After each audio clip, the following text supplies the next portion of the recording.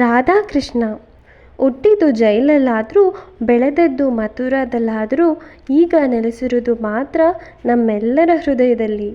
ದೇವರಾದರೂ ಸರಿ, ತಪ್ಪು ಮಾಡಿದರೆ ಕರ್ಮಕ್ಕೆ ತಲೆಬಾಗೋದು ತಪ್ಪುವುದಿಲ್ಲ ಅಂತ ಅವನ ಜೀವನವನ್ನೇ ತೆಗೆದುಕೊಂಡು ಹೇಳಿದ್ದಾನೆ. ಹೆತ್ತದ್ದು ಒಂದು ತಾಯಿ, ಬೆಳೆಸಿದ್ದು ಮತ್ತೊಂದು ತಾಯಿ, ಪ್ರೀತಿಸಿದ್ದು ಒಂದು ಹೆಣ್ಣನ್ನು, ಮದುವೆಯಾಗಿದ್ದು ಮತ್ತೊಂದು ಹೆಣ್ಣನ್ನು.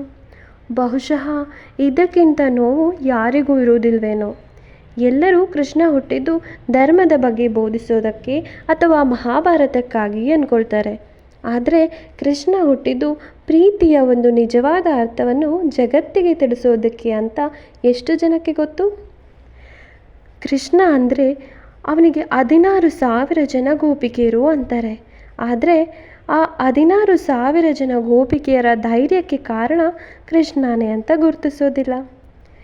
ಎಷ್ಟೇ ಕಷ್ಟ ಬಂದರೂ ಧರ್ಮವನ್ನು ಬಿಡಬಾರ್ದು ಅಂತ ಶ್ರೀರಾಮ ತಿಳಿಸಿಕೊಟ್ರೆ, ಧರ್ಮಕ್ಕಾಗಿ ಏನು ಬೇಕಾದರೂ ಮಾಡಬಹುದು ಅಂತ ಶ್ರೀಕೃಷ್ಣ ತಿಳಿಸ್ಕೊಟ್ಟಿದ್ದಾನೆ. ನೀವು ಯಾವಾಗಾದರೂ ನೋವಲ್ಲಿದ್ದರೂ ಕಷ್ಟದಲ್ಲಿದ್ದರೂ ಒಂದು ಸಲ ಮನಸ್ಸಿಂದ ರಾಧಾಕೃಷ್ಣ ಅಂತ ನೆನೆಸ್ಕೊಳ್ಳಿ. ನಿಮಗಾಗಿ ನಾನಿದ್ದೀನಿ ಅಂತಾನೆ ನಿಮ್ಮ ಕಣ್ಣೀರನ್ನೂ ಒರೆಸ್ತಾನೆ.